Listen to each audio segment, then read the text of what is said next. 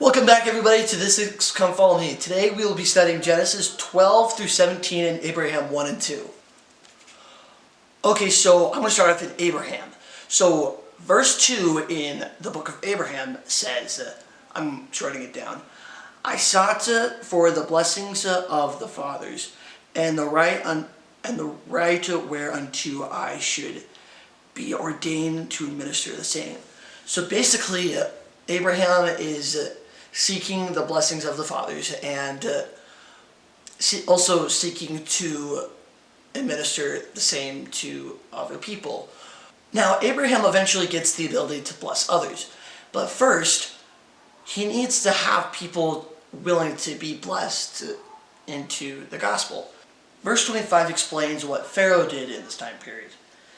And it says, now the first government of Egypt was established by Pharaoh, the eldest son of Egyptians,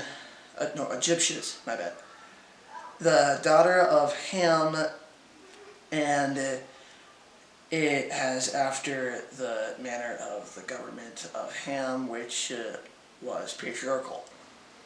Now, if you may have noticed, all the stuff I just went over in chapter 1 is what was said in the introduction. Now, on to chapter 2.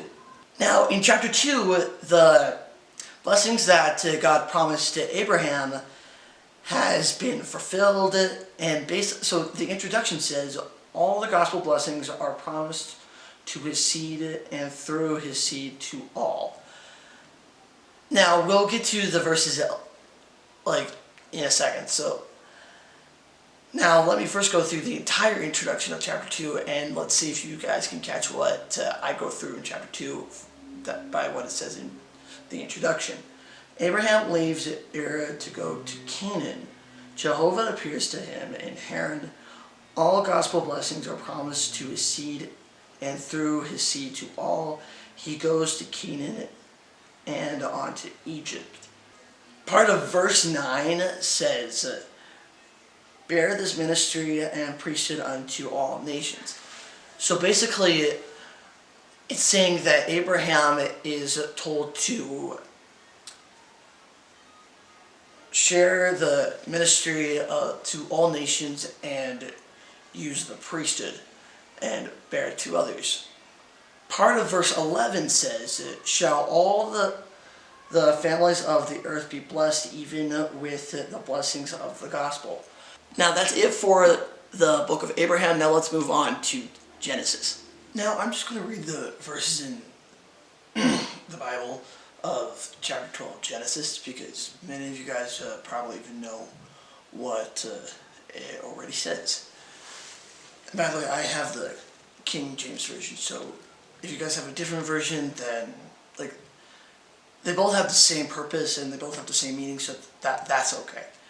These verses in chapter 12, the following for chapter 12, verse 1, 2, 4, and that's it for 12. Now the Lord had said unto Abraham, get thee out of thy country, and from thy kindred, and from thy father's house, unto the land that I will shew thee. And I will make of thee a great nation, and I will bless thee, and make thy name great, and thou shalt be a blessing. So Abraham departed as the Lord had spoken unto him, and Lot went with him. And Abraham was 75 years old when he departed out of Haran.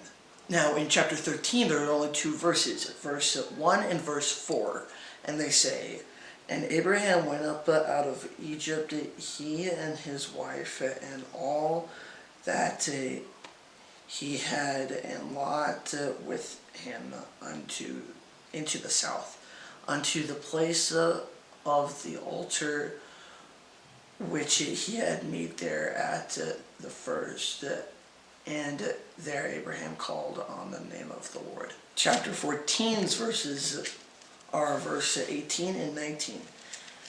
And Melchizedek king of Salem brought forth bread and wine, and he was the priest of the Most High God. And he blessed him and said, Blessed be Abraham of the Most High God, possessor of heaven and earth. Now, real quickly, if you guys don't know what that, like basically where I'm going with this, Abraham was called to leave the country of Haran with Lot and his wife for their own safety. Then God told them that it's safe to go back, and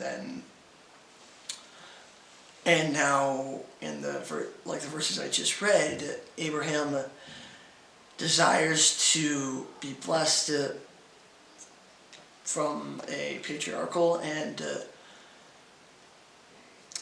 desires to do the same to others. Now, let's continue with the verses. Now, there's not a specific verse for 15, but it's like chapter 15 is basically saying that Abraham now desires to have offspring, and he has two sets of offspring. One is named Ishmael and one is named Isaac. Ishmael is Hagar's son, and Isaac is Sarah's son, just if you guys didn't know what the difference was. In chapter 16, it first starts off with Sarah giving Abraham Hagar, and that's where Ishmael comes in. In chapter 17, Sarah finally gets to have her own child, and that's where Isaac comes in. Verse 19 in chapter 17, just to prove where I'm at, says, And God said, Sarah thy wife shall bear thee a son indeed, and thou shalt call his name Isaac, and I will establish my covenant with him for an everlasting covenant, and with his seed after him. So God is basically saying that Sarah can have a son, and God will bless Isaac and the generations after him. So that will be it for this week's Come Follow Me. And if you guys don't want to miss it next week's Come Follow Me, make sure you guys subscribe, and I'll see you guys next week.